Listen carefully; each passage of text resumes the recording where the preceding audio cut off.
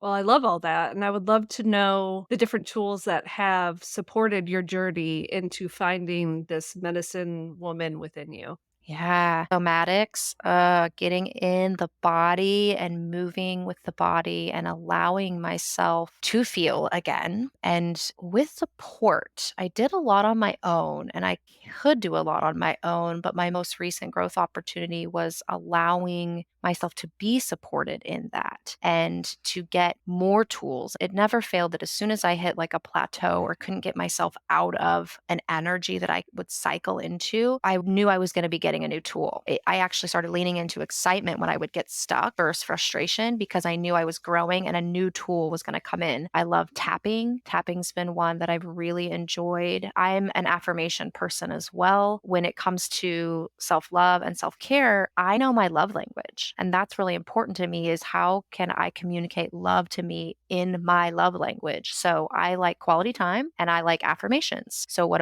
do? Quality time with myself and I make sure that I fill my mind with loving affirmations and reprogram any of that negative self-talk that comes from those stories that is rooted to energies that may surface. A lot of inner work. I've had help from plant medicine. The mushroom medicine as well as ayahuasca have been so helpful in my journey to support me in unfolding all of this and feeling those feelings and retrieving the past that I just wasn't prepared to see or feel, but in a way that I could integrate it healthfully, slowly, and then out into my physical life slowly over time. And so Mother Earth always has medicine, and I appreciate her support in this healing process for myself. I would love to know more about your journey with ayahuasca and mushrooms. Was ayahuasca like a one time? Was mushrooms like more of a micro dosing? Like, what was your journey with those tools? Yeah, they both worked with me a little bit differently. And at first, I came from a science background. I went to school for chemistry. I was a food scientist in the pet industry for 11 years and was out to prove the world. Total rejection of the other side of myself, the spiritual, free flowing chaos of a feminine. It was slowly calling me in the career 3, 4 years ago, maybe little pings that started to kind of like get me curious as the collective also got to more curious, especially here, in the US, of what are these plants? Or what are these people talking about when they talk about mushrooms or ayahuasca? And once I kind of opened my curiosity, my husband, for one, was like, yes, let's watch Psychedelica. And I think you're really going to like it. And when I started to see the science behind it and how it supported people and healing from a traumatic past, I was just open and to a point where I was so unhappy and I didn't necessarily know why. Nothing was working from a traditional, like Western standpoint. That made my mind open and receive an alternative, holistic path. From there, it was handed to me. I kind of said, I'm open. However, I'm not forcing things. I don't need to take off right away and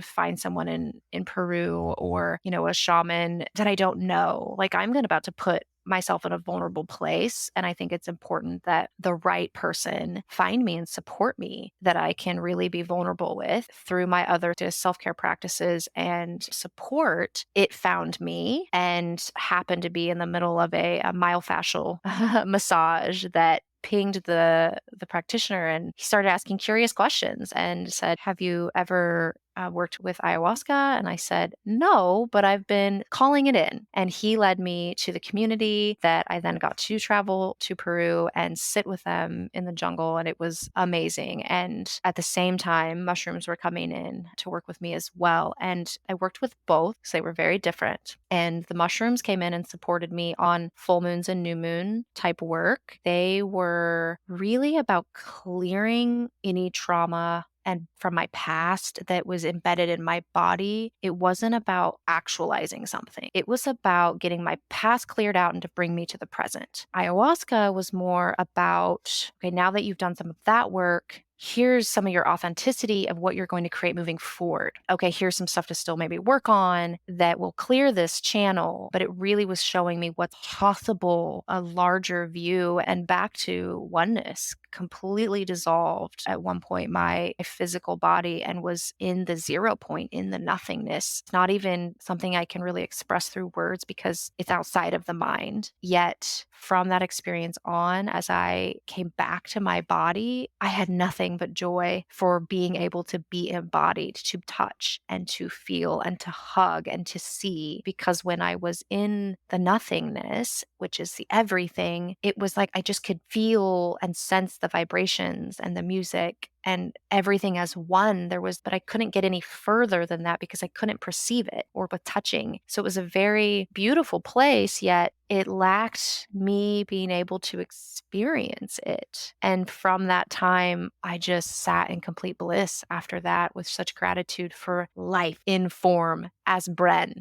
There's nothing to get to. It's something that I would love to learn more about. I've heard many, many stories from a lot of people. Most of them are as like words can't describe it. It's discerning of like when's the time, who's helping me, finding the right dots for if and when that comes through. And so I always love to hear everybody else's stories so that when it is my time, you know what I'm looking for. But I also think a lot of times we have this perception of what it should be or what it will be. And we gotta have to let go of that control. I think that's a lot of what being in this human body is we want to control things. And so, I mean, at least that's definitely me. What needs to come forth will come forth in that healing journey with it. And that's so true because that's exactly I had to let go of control and the attachment to any expectations and any outcome. And once I surrendered and just was open to seeing is when the medicine found me. But it was not going to find me until that Yeah. point. But my Yeah. question around that was, did your intuition begin to develop before that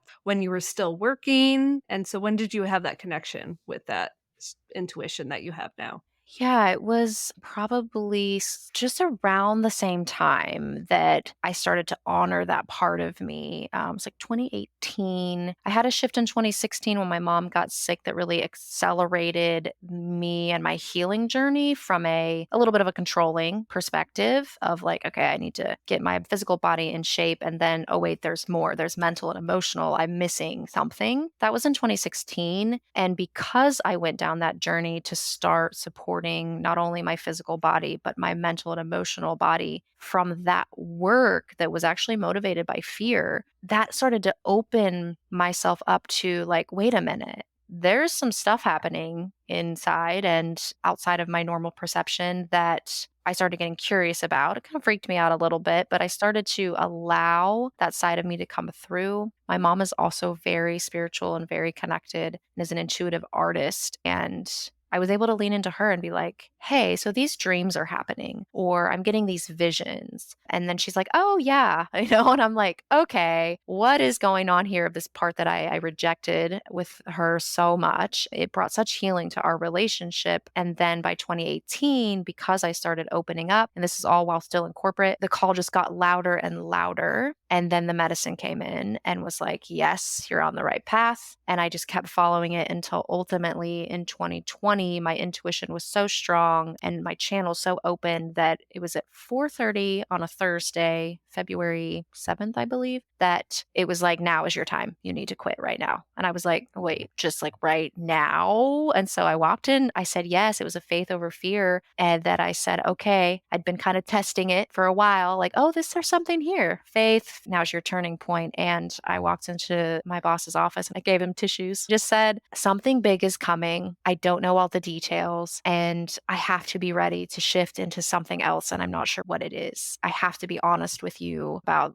leadership in this, that I can't be part of those conversations. We can figure out some type of transition that is the benefit of all. And he was really receptive. And then, of course, I traveled with the Radiant Coaching Academy to Honduras right after that. And then, of course, the whole world shut down. Okay, this is why I was meant to start a transition. That's Yeah. awesome. I mean, that's beautiful that you were listening. Do you feel like you've always had that intuitive sense, like as a child, teenager, or was it one of those things where you're like, what? I don't know what that was. I'm just gonna Yeah. push that to the side. Yeah, I think I've always had it and it overwhelmed my system. I was very dissociated and I don't have a lot of memories from childhood. My family has more memories where like my grandmother loves to tell about the time when I was little, maybe 4, and I was talking and giggling and she asked who I was talking to and I told her all the ghosties.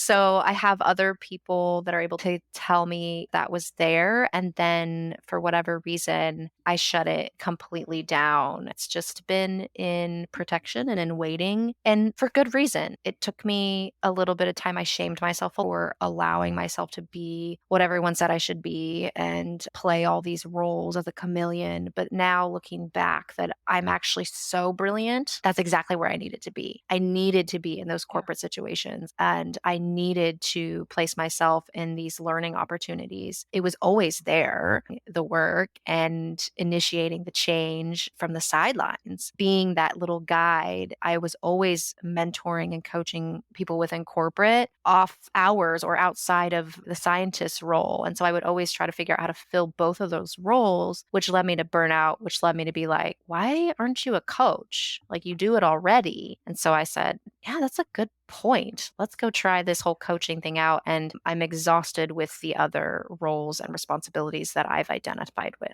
Welcome to Float Activity, the channel that guides you on a transformative journey towards spiritual wisdom, self-development, and healing practices, all aimed at elevating your intuition and aligning you with your soul's purpose. I'm your host, Kara Dempsey, and I'm thrilled to have you joining me as we learn together. Please subscribe and share this with a friend to help grow my channel. I appreciate you, and we'll chat soon.